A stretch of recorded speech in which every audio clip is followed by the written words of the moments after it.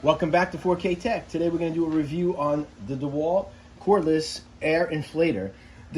What this does is it inflates. You could do your car, you could do like small football, soccer balls, stuff like that. Even water rafts right here. But what we're going to do is we're going to fill up this football here, and the PSI on this football is 8.5. So on the side here we have the tools. Oh yeah, also you could also use the car right here. That plugs in there, and you could also, if your battery dies, this is where the battery goes. It's a 20-volt battery. It goes in there. So what we're gonna do is close that up. Take that off for now. Right here, what we're gonna use is this, and this just screws on the end.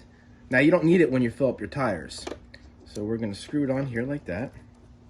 Okay, this is the best part. We turn it on, we set the PSI to 8.5.